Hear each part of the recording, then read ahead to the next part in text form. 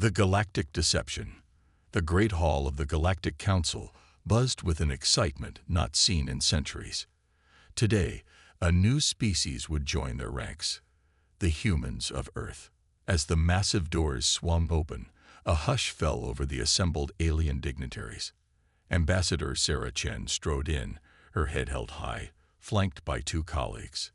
Their simple attire and unaugmented appearance drew whispers and poorly concealed smirks from the gathered representatives. Chen's keen eyes caught every reaction, every dismissive glance. Inwardly, she smiled. Everything was going according to plan. Esteemed members of the Galactic Council, Chen began, her voice clear and strong. We come before you as humble representatives of Earth, grateful for this opportunity to join your ranks. She paused, allowing a moment for theatrical effect. We hope that despite our primitive appearance, you will find us worthy allies. From his lofty perch, High Counselor Zixnath peered down at the human delegation. His tentacles writhed in what passed for amusement among his species. Welcome, humans, he intoned, his translator struggling to convey the condescension in his native tongue. We trust you'll find your place among the civilized races of the galaxy, eventually. Laughter rippled through the chamber. Chen forced a look of abashed gratitude onto her face, all the while cataloging which species seemed the most dismissive. The Zordlaxians, in particular, seemed unable to contain their mirth, their scale-covered bodies shaking with barely suppressed glee. As the ceremony proceeded, Chen and her team played their roles to perfection. They fumbled with the advanced data tablets provided, expressed wide-eyed wonder at the holographic displays, and asked questions that would make a young child seem sophisticated by comparison. All the while, the subdermal implants hidden beneath their skin recorded every detail of the Council's technology, transmitting encrypted data back to Earth. Months passed, and humanity settled into its role as the galactic newcomer. Human diplomats bumbled their way through negotiations, feigning ignorance of advanced concepts and technologies. Earth's military representatives showcased outdated weaponry and tactics in war games, losing spectacularly to other species. All the while, in hidden facilities across the solar system, human scientists and engineers worked tirelessly, combining their own innovations with the wealth of data gleaned from their galactic neighbors. The charade might have continued indefinitely, if not for the Zordlaxian Empire's impatience. Known for their aggressive expansion and disdain for lesser species, they had long eyed human-controlled space as ripe for conquest. Their attack, when it came, was as swift as it was brutal. The human colony on Proxima Centauri, a small but thriving outpost, went dark without warning. Hours later, a distress call reached Earth and the Galactic Council simultaneously. The message, filled with static and the sounds of panic, painted a grim picture. A Zordlaxian battle fleet had entered the system, laying waste to the colony's meager defenses. Emergency sirens wailed across Earth's major cities as the news broke. In New Shanghai, the seat of Earth's unified government, the Global Defense Council convened in a fortified bunker deep beneath the sprawling megalopolis. The Zordlaxians have finally shown their hand, President Adebayo declared, his holographic avatar flickering as it addressed the assembled military and political leaders. It's time we showed ours. Across the table, Admiral Helena Vasquez, the architect of humanity's hidden military revolution, allowed herself a grim smile. Operation Trojan Horse is primed and ready, Mr. President. Say the word, and we'll give the galaxy a show they'll never forget. But cooler heads prevailed. Not yet, Chen interjected, her voice calm despite the gravity of the situation. We need to play this carefully. If we reveal our true strength now, we risk uniting the entire galaxy against us out of fear. No, we need to make them come to us. The plan they formulated was audacious in its simplicity. Chen would approach the Galactic Council, pleading for aid against the Zordlaxian aggression. The Council's likely refusal would give humanity the moral high ground and the perfect excuse to unveil a fraction of their military might. Days later, Chen stood once more before the Galactic Council. Gone was the confident diplomat who had first addressed this august body. In her place stood a woman seemingly broken by grief and fear, her voice quavering as she recounted the attack on Proxima Centauri. "And so, honored members of the Council, I come before you today, not as a representative of Earth, but as a supplicant." Chen's voice cracked, her eyes glistening with carefully cultivated tears. "We beg for your aid against this unprovoked aggression. Our military is no match for the Zorblaxian war machine. Without your help, we face annihilation." The council chamber erupted in a cacophony of alien voices. Some counseled caution, others outright refusal. The Zorblaxian ambassador, Krex, rose to his full, intimidating height. "Esteemed colleagues," he hissed, mandibles clicking in agitation. "The humans exaggerate. Our fleet was merely conducting routine exercises in the vicinity of their colony. Any damage was surely accidental, the result of their own primitive technology, mistaking our ships for a threat." Chen's eyes flashed with genuine anger, but she quickly schooled her features back into a mask of desperation. This was the moment they had been waiting for. High Counselor Zixnath's laughter cut through the din. "My dear Ambassador Chen," he said, not bothering to hide his amusement, "surely you jest.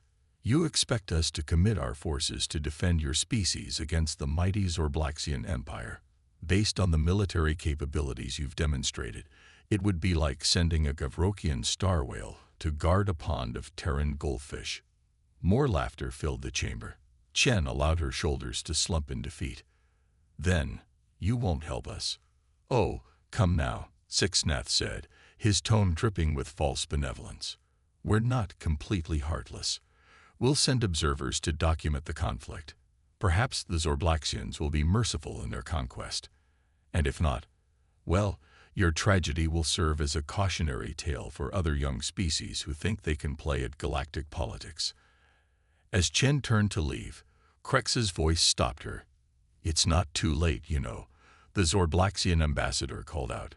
"Surrender now, and we'll ensure your species' survival, as a protectorate of our glorious empire, of course."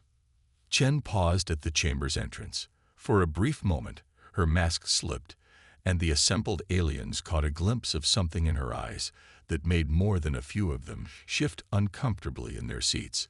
It was gone in an instant, replaced once more by defeated resignation. "We will consider your generous offer, Ambassador Krex," Chen said softly. With a final, sorrowful look at the council, she left the chamber. As the doors closed behind her, Chen allowed herself a small, satisfied smile. Everything had gone exactly as planned. The council's refusal, broadcast across human space, would unite Earth's population like never before. And the Zorblaxians' arrogance would be their undoing. Touching the communicator hidden in her collar, Chen spoke 3 words that would change the course of galactic history. "Execute Phase 2. Across the solar system, hidden shipyards hummed to life. Crews scrambled to their stations aboard sleek, advanced warships that would have put most Galactic Council members' fleets to shame. And deep within the asteroid belt, the true marvel of human military engineering stirred from its slumber. The Dreadnought was awake, and the galaxy would never be the same." Operation Trojan Horse.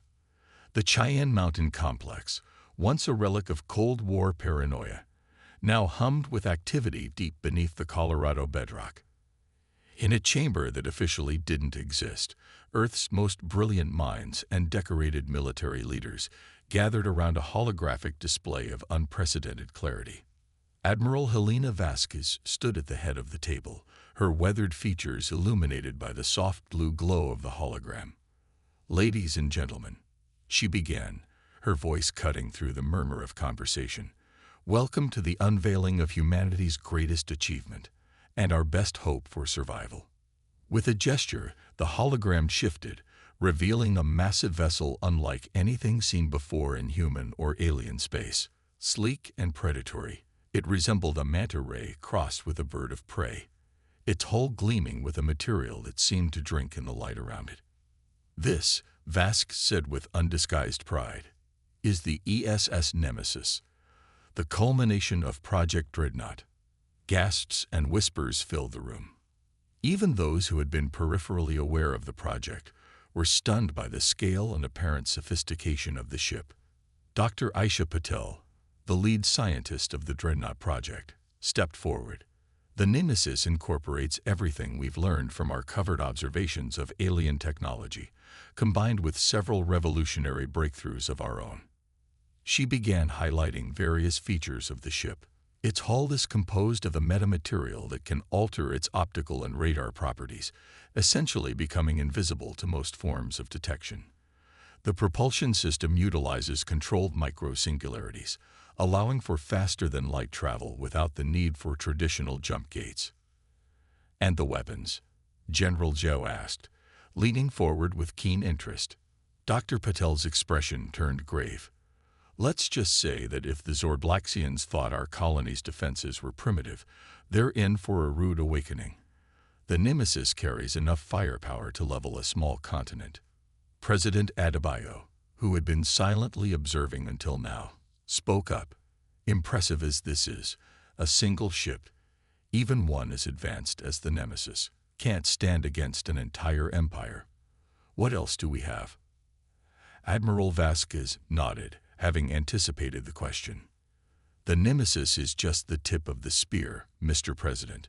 We've been secretly constructing a fleet of smaller, but equally advanced ships. They're hidden in asteroid bases and underwater facilities across the solar system, ready to deploy at a moment's notice." The hologram shifted again, showing the locations of these hidden shipyards. It was a staggering revelation. Humanity had been preparing for this moment for far longer and more thoroughly than anyone outside this room had imagined. "Now," Vasquez continued, her tone becoming somber, "we come to the most crucial and controversial aspect of our preparations: the crew." With another gesture, personnel files began to appear alongside the image of the Nemesis. Each showed a man or woman in peak physical condition, but with one startling addition: lines of code scrolling across their brains in the accompanying medical scans. Dr. Patel took over the explanation. "These are the results of Project Prometheus. Volunteers who have undergone extensive genetic modification and cybernetic enhancement. Their reflexes are 10 times faster than an unaugmented human. Their bones have been laced with carbon nanotubes, making them nearly unbreakable. And their brains." She paused, seemingly searching for the right words.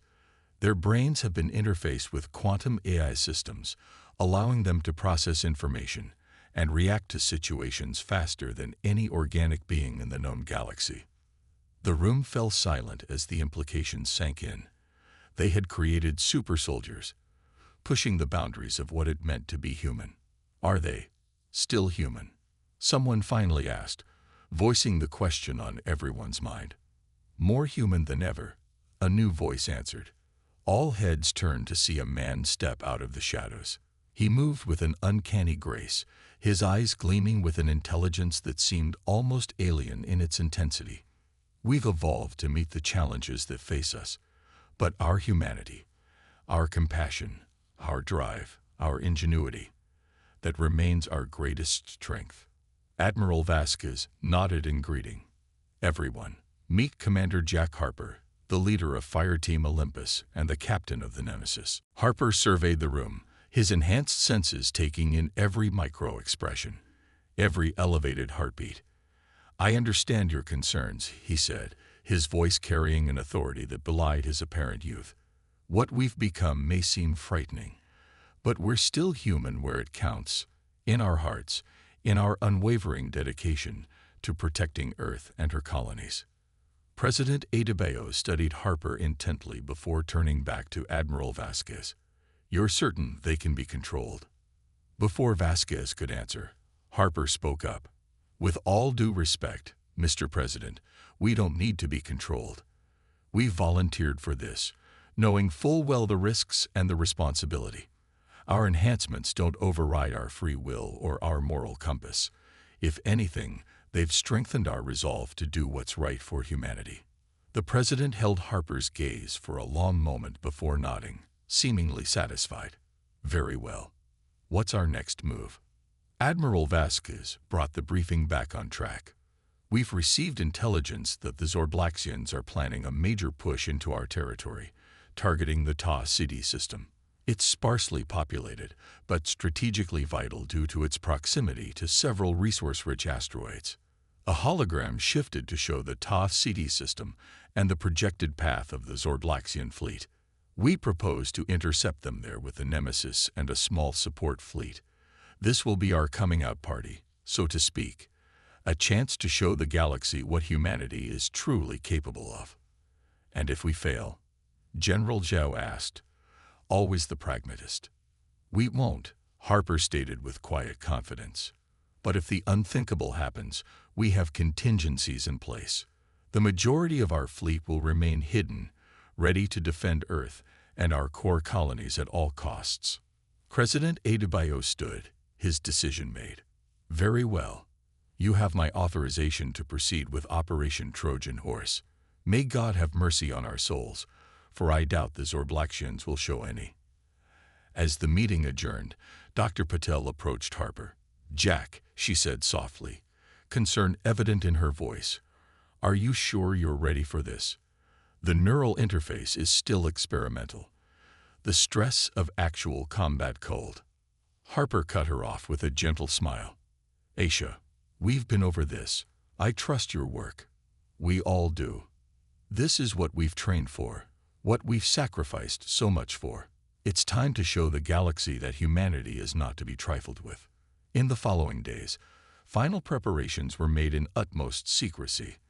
The Nemesis and its support ships slipped out of their hidden docks, their advanced stealth systems, ensuring they remained undetected even by Earth's own monitoring satellites. As the small but formidable fleet approached the jump point that would take them to Ta City, Commander Harper stood on the bridge of the Nemesis, surveying his crew. Each member of Fireteam Olympus was at their station, their enhanced minds interfacing seamlessly with the ship's systems. All stations, report, Harper ordered, his voice calm despite the weight of history pressing down upon them. One by one, his team confirmed their readiness.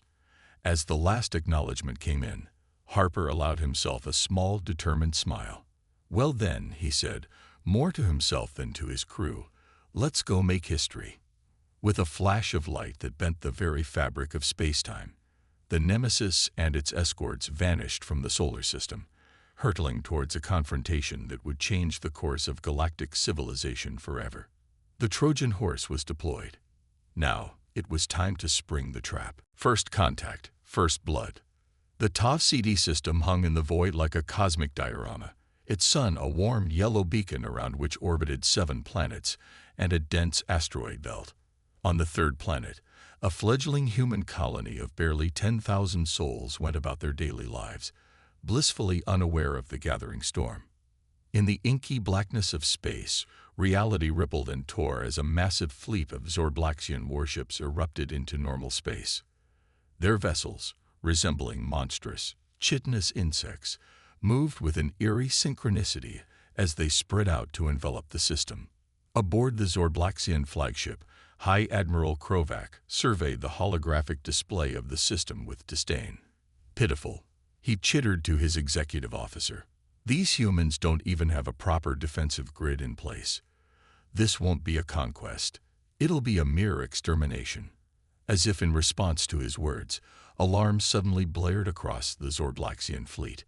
Before anyone could react, space itself seemed to warp and twist as the ESS Nemesis and its escort ships materialized in the heart of the Zorblaxian formation. On the bridge of the Nemesis, Commander Jack Harper allowed himself a grim smile. Looks like we caught them with their pants down, he mused, his enhanced mind already processing the tactical readouts faster than any normal human could comprehend. All ships, execute Battle Plan Omega. Let's show these bugs what humanity is really capable of. The human ships exploded into action, their advanced propulsion systems allowing them to dance between the suddenly scrambling Zorblaxian vessels.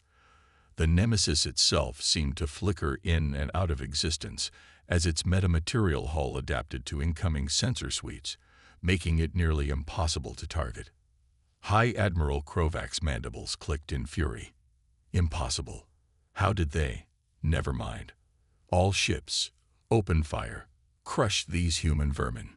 The space around Ta City erupted in a dazzling, deadly light show as energy beams and plasma bolts crisscrossed the void. But where the Zorblaxians expected easy targets, they found only frustration. The human ships moved with uncanny precision, evading barrages that should have annihilated them. "Sir," Harper's tactical officer, Lieutenant Zhou Chen, called out, her cybernetically enhanced voice cutting through the controlled chaos of the Nemesis bridge. "The Zorblaxian flagship is concentrating its fire on the Caro. Their shields are buckling." Harper's mind raced through possibilities at superhuman speed. "Nemesis actual to Caro," he calmed. "Execute emergency jump to coordinates Alpha 37. We'll cover you." As the beleaguered escort ship vanished in a flash of quantum displacement, the Nemesis swung into action. Its primary weapon, a graviton lance of unprecedented power, lashed out at the Zorblaxian flagship. The beam struck home, and for a moment, nothing seemed to happen. Then, with a silent scream of tortured metal, the Zorblaxian ship began to implode, crushed by its own artificially increased mass. The destruction of their flagship sent shockwaves of panic through the Zorblaxian fleet.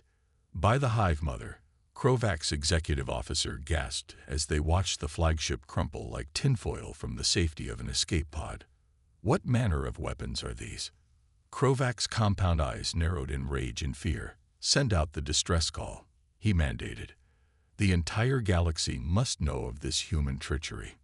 Back on the Nemesis, Harper was in his element. His enhanced senses and neural interface allowed him to perceive the battle in its entirety, making split-second decisions that kept his forces one step ahead of the numerically superior Zorblaxians. "Caro is back in formation," Lieutenant Chen reported. "Zorblaxian fleet is in disarray. They're starting to break up into smaller battle groups." Harper nodded, his enhanced mind already formulating the next phase of the battle. "Have Fireteam Olympus prep for boarding action. We're going to give the Zorblaxians a taste of human combat prowess, up close and personal." Within minutes, sleek boarding pods erupted from the Nemesis launch bays, streaking towards the largest remaining Zorblaxian vessels. As they impacted and breached the alien hulls, the enhanced soldiers of Fireteam Olympus burst forth like avenging angels. The scenes that unfolded within the Zorblaxian ships were nothing short of nightmarish for the alien crews. The human boarders moved faster than the eye could track, their augmented strength allowing them to tear through bulkheads as if they were paper. Neural interfaces gave them perfect situational awareness, turning the convoluted alien ship layouts into perfectly understood 3D maps in their minds. Zorblaxian security teams found their energy weapons almost useless against the humans' advanced armor. In return, the boarding parties unleashed a devastating array of weaponry that the Zorblaxians had never encountered before. Monomolecular blades that cut through alien chitin like butter, nanite grenades that devoured organic matter, and gravity manipulators that turned corridors into death traps. As the battle raged both in space and within the boarded ships, the human colony on Ta City III finally became aware of the conflict unfolding above them. Emergency shelters began to fill as civilians huddled in fear, their eyes turned skyward where flashes of weapons fire were visible even from the planet's surface. Governor Elena Rodriguez stood in the colony's command center, her face a mask of determined calm, as she addressed her staff. "I just received word from the Nemesis," she announced. "Help has arrived. Our job now is to keep our people safe and calm until this is over." One of her aides, a young man barely out of his teens, looked up from his console with wide eyes. "Governor, you're not going to believe this, but we're winning. The Zorblaxian fleet is in full retreat." Back in space, the tide had indeed turned decisively. With their command structure in chaos, and their most powerful ships either destroyed or under human control, the remaining Zorblaxian vessels were frantically trying to escape. On the Nemesis Bridge, Harper watched the retreat with a mixture of satisfaction and wariness. "Let them go," he ordered, much to the surprise of his crew. "We've made our point. Now it's time for the next phase of the operation." As the last of the Zorblaxian ships limped away into hyperspace, Harper opened a channel to the entire human fleet. "This is Commander Harper to all ships. Well done, everyone. We've just announced humanity's arrival on the galactic stage in a way they'll never forget. But our job's not over yet." He paused, his enhanced senses picking up the mix of exhilaration and exhaustion emanating from his crew. "The Zorblaxians will be back, and they won't be alone. The distress call they sent out will bring the attention of the entire Galactic Council. From here on out, we're playing a whole new game."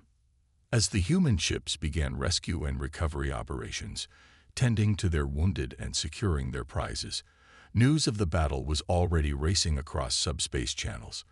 In distant star systems, alien leaders received the reports with shock and disbelief. The humans, those primitive newcomers, had not only stood up to the Zorblaxian war machine, but had soundly defeated it. In the Galactic Council chambers, the news caused an uproar. High Counselor Zixnath, his tentacles writhing in agitation, called for an emergency session. "We have been deceived," he bellowed. "These humans are not the harmless primitives they presented themselves as. They possess technology and military might that could upset the balance of power in the entire galaxy." As the council devolved into arguments and recriminations, one figure sat quietly, a small smile playing on her lips.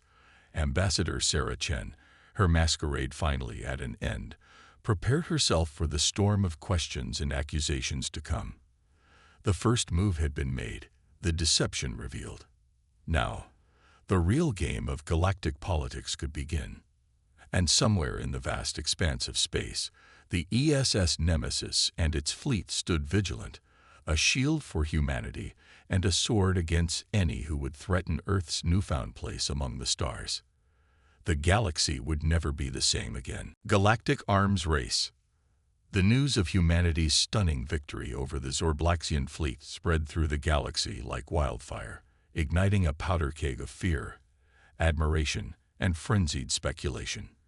In the weeks that followed, the delicate balance of power that had defined galactic politics for millennia began to crumble. On the bustling trade world of Sinfar, alien merchants and information brokers worked overtime, their tentacles and appendages flying over holographic interfaces as they tried to piece together the truth about humanity's military capabilities. Grainy footage of the battle, captured by long-range sensors, played on repeat in CD bars and high-class lounges alike. "Did you see that?" a Volcran trader whispered to his companion, his bioluminescent spots pulsing with excitement. "The way that human ship just appeared out of nowhere, right in the middle of the Zorblaxian formation. I've never seen stealth technology like that." His companion, a cynical Draveri arms dealer, chittered skeptically. "Impossible. No species goes from barely achieving interstellar flight to fielding a fleet that can take on the Zorblaxians in less than a century. There must be more to this story." Similar conversations were taking place across thousands of worlds, from the crystal spires of Altair Prime to the methane swamps of Gliese 667 Seeks. Everyone wanted to know, how had humanity hidden its true capabilities for so long? And more importantly, what other secrets were they keeping? In the halls of power, the reaction was swift and decisive. The Galactic Council, long accustomed to being the ultimate arbiter of interstellar affairs, found itself scrambling to respond to this paradigm shift. High Counselor Zixnath paced nervously in his private chambers, his normally immaculate tentacles twisted into anxious knots. A holographic projection of his most trusted advisor, Cathax, hovered before him. "The Illuvian Concordat is mobilizing its fleet," Cathax reported, his translucent form flickering slightly. "They're calling for an immediate alliance with Earth, citing the need for a bulwark against Zorblaxian aggression." Zixnath's eye stalks quivered with frustration. Opportunistic fools. Can't they see that the humans are the real threat here? We need to contain this situation before. He was interrupted by a priority alert. With a gesture, he brought up another hologram.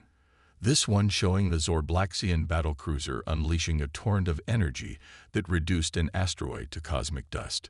By the void, Sixnath breathed. Is that? Cathax nodded grimly. It appears the Zorblaxians have already reverse-engineered some of the human weapon technology from the debris left at Ta Sidi. Their scientists are calling it a graviton cascade. Not quite as powerful as what the humans fielded, but enough to upset the balance of power. Sixnath finished. Alert the Council. We need an emergency session, now. As the Galactic Council convened, humanity was not idle. On Earth, in the towering spires of New Shanghai, the Global Defense Council was in session, holographic representatives from every major nation and off-world colony in attendance. Admiral Vasquez stood at the center of the chamber, her holographic form larger than life as she addressed the assembly. The Ta Sidi operation was an unqualified success, she reported, her voice filled with pride. But we cannot rest on our laurels. Our intelligence suggests that multiple galactic powers are already attempting to replicate our technology. President Adebayo's avatar leaned forward, his expression grave. What are our options, Admiral? We can't afford an arms race that might spiral out of control. Before Vasquez could respond, Ambassador Chen's hologram flickered to life. If I may, Mr. President. She interjected, her diplomatic training evident in her measured tone. This situation presents not just a challenge, but an opportunity. We've shown the galaxy our strength. Now it's time to show our wisdom. As Chen outlined her plan, a mix of strategic alliances and carefully controlled technology sharing, the council chamber buzzed with discussion. It was a delicate balance, maintaining humanity's technological edge while preventing the galaxy from tearing itself apart in a frenzy of militarization. Meanwhile, on the fringes of known space, the remnants of the Zorblaxian fleet licked their wounds and plotted revenge. In a secret shipyard hidden within the accretion disk of a black hole, High Admiral Krovac surveyed the construction of a new class of warship. The humans think they've won. He chittered to his assembled officers, his compound eyes reflecting the eerie light of the black hole. But they've merely awakened a sleeping giant. We will adapt, we will overcome, and we will crush these upstart apes beneath our feet. A junior officer approached, mandibles clicking nervously. High Admiral, we've received word from our spies in the Galactic Council. It seems the Illuvians are seeking an alliance with Earth. Krovac's exoskeleton bristled with anger, but his voice remained coldly calculating. Interesting. Perhaps it's time we reached out to some old enemies. The enemy of my enemy, as the humans say. Back on Earth, in a subterranean lab complex beneath the Atacama Desert, Dr. Aisha Patel worked feverishly alongside a team of the planet's brightest minds. Holographic schematics of alien technology salvaged from the Battle of Ta Sidi floated around them, slowly being dissected and understood. It's incredible, Patel murmured, more to herself than to her colleagues. The Zorblaxians' quantum entanglement communicators, the Illuvians' dark energy manipulators. Each race has pieces of the puzzle, but none of them have put it all together the way we have. Her musings were interrupted by a priority alert. Commander Jack Harper's face appeared on a nearby screen, his enhanced features set in a grim expression. Doctor, we've got a situation. Long-range sensors have picked up unusual activity in the Orc cloud. We think something's coming. As Harper briefed Patel on the anomalous readings, a chill ran down her spine. The signatures were like nothing they'd ever encountered, not Zorblaxian, not aligned with any known galactic power. Whatever was out there, it was big, it was powerful, and it was headed straight for Earth. In the following days, as news of the approaching anomaly spread, the galaxy held its breath. The arms race that had been simmering suddenly kicked into high gear, with every major power rushing to prepare for what many feared might be a threat to all sentient life. The Galactic Council, setting aside its squabbles for the moment, convened an emergency summit. Representatives from every spacefaring race, including humanity, gathered to address the looming crisis. As Ambassador Chen took her place at the council table, she couldn't help but reflect on the irony of the situation.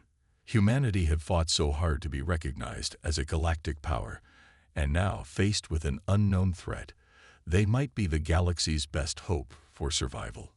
High Counselor Zixnath called the session to order, his voice solemn. Esteemed representatives, we face an unprecedented situation. An unknown force approaches, one that may threaten us all. The time has come to set aside our differences and unite against this common threat. Chen stood, feeling the weight of history on her shoulders. The people of Earth agree, she began, her voice steady. We propose a joint task force, combining the best technology and minds from all our civilizations. Together, we can face this threat and forge a new era of galactic cooperation. As murmurs of agreement spread through the chamber, Chen allowed herself a small smile. The galaxy was changing, evolving. The arms race had brought them to the brink of conflict, but this new threat might just be the catalyst for something greater. A true galactic community. But even as plans were made and alliances forged, questions lingered. What was this mysterious force approaching from the depths of space? And would the combined might of the galaxy's civilizations be enough to face it? In the vast, cold expanse of the Orc cloud, something stirred. Ancient and patient, it had watched the rise and fall of countless civilizations. Now, sensing the ripples of conflict and technological advancement, it turned its attention to the inner solar system. The true test of humanity and its galactic neighbors was about to begin. The battle that shook the stars. The Kuiper Belt, that vast ring of icy bodies at the edge of Earth's solar system, had long been a quiet frontier. But today, it teemed with activity as the combined fleet of the newly formed Galactic Defense Coalition took up positions around Pluto's orbit. At the heart of this armada, the ESS Nemesis hung in space like a predator poised to strike. On its bridge, Commander Jack Harper stood before a holographic display of the solar system, his enhanced mind processing tactical data at superhuman speeds. "Status report," he ordered, his voice calm despite the tension thrumming through the ship. Lieutenant Zhou Chen's fingers danced over her console. "All Coalition ships report ready, Commander. The Zordlaxian Dreadnoughts are in position on our flanks, and the Illuvian stealth frigates have completed their scouting run." Harper nodded, a grim smile playing on his lips. "And our secret weapon." Dr. Paddle reports the gravity manipulation array is online and at full power, Chen confirmed. "We're as ready as we'll ever be." As if on cue, alarms blared across the fleet. On the Nemesis main view screen, a massive distortion appeared at the edge of the Kuiper Belt. Space itself seemed to warp and twist, and from this cosmic maelstrom emerged a sight that made even the battle-hardened crew of the Nemesis gasp. A vessel, if it could be called that, of truly staggering proportions pushed its way into normal space. It resembled nothing so much as a small moon, its surface a chaotic blend of organic and mechanical elements that defied conventional understanding. "By all that's holy," breathed High Admiral Krovac from the bridge of the Zordlaxian flagship. "What manner of abomination is this?" Before anyone could respond, a transmission crackled across all frequencies in all known languages simultaneously. The voice that spoke was not a voice at all, but rather a chorus of millions speaking as one. "We are a confluence. Your civilizations HAVBENGUGED and found wanting. Prepare for ASSINIL8 ion." With those ominous words, the Confluence ship unleashed a barrage of energy weapons, unlike anything the Coalition had ever seen. Beams of coruscating light lashed out, each one powerful enough to vaporize a capital ship. "All ships, evasive maneuvers," Harper bellowed, his enhanced reflexes allowing him to react before the rest of his crew. "Concentrate fire on the weapon emplacements. Chen, activate the gravity array." As the Coalition fleet scattered, narrowly avoiding the devastating opening salvo, The Nemesis brought its secret weapon to bear. From emitters along its hull, waves of gravimetric energy pulsed outward, warping the very fabric of space-time around the confluence vessel. For a moment, nothing seemed to happen. Then, with a silent scream of tortured physics, a small moon from the Kuiper belt was yanked from its orbit, accelerating to impossible speeds as it hurtled towards the alien invader. The impact was cataclysmic. The moon shattered against the confluence ship's defenses, but the sheer kinetic energy of the collision sent shockwaves through the massive vessel, opening fissures in its bizarre hull. "It's wounded," Krovac chittered excitedly. "All Zorblaxian ships, concentrate fire on the breach." As the Zorblaxian dreadnoughts unleashed their graviton cascades, the Illuvian frigates decloaked in the confluence ship's blind spots, firing salvos of dark energy torpedoes that phased through the outer defenses to detonate deep within the alien vessel. But the confluence was far from defeated. From 1,000 points across its surface, smaller craft began to emerge, a swarm of biomechanical fighters that descended upon the coalition fleet like locusts. "Incoming bogies," Chen shouted. "They're targeting our smaller ships." Harper's mind raced, calculating trajectories and formulating strategies faster than any normal human could comprehend. "All points defense systems, free fire," he ordered. "Fireteam Olympus, prepare for boarding action. We're going to take the fight to them." As the space around Pluto erupted into a frenzy of weapons fire and explosions, the enhanced soldiers of Fireteam Olympus launched from the Nemesis in sleek assault craft. They weaved through the chaos of battle, making for the breaches in the confluence vessel's hull. Inside the alien ship, the boarding parties faced horrors beyond imagination.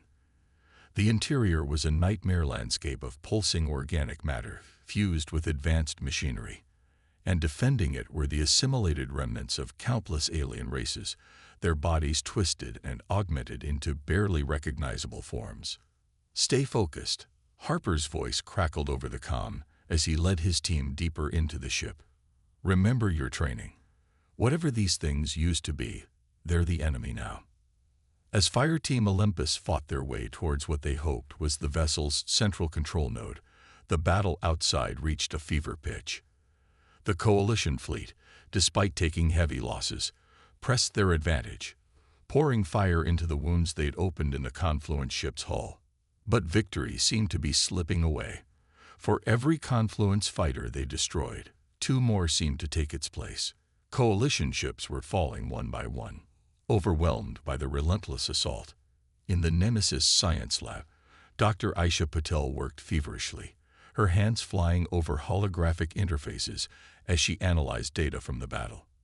"There's a pattern to their ship movements," she muttered. "It's almost like, of course." She opened a channel to the bridge. "Commander Harper, the confluence ship, it's not just a vessel, it's a gestalt entity. The smaller ships are like neurons in a brain. If we can disrupt their communication, we might be able to." Her voice trailed off as the ship rocked from a near miss. Harper, fighting his way through a horde of assimilated defenders, grunted in acknowledgement. "Understood, Doctor. What do you need?" "I'm sending the specifications to your neural interface now," Paddle replied. "If you can plant these devices at key points in the ship, we should be able to create a cascading failure in their network." As Harper and his team fought their way deeper into the heart of the confluence vessel, the battle outside took a dire turn. The Zorblaxian flagship, its engines crippled by a lucky shot, drifted helplessly as a swarm of confluence fighters closed in for the kill.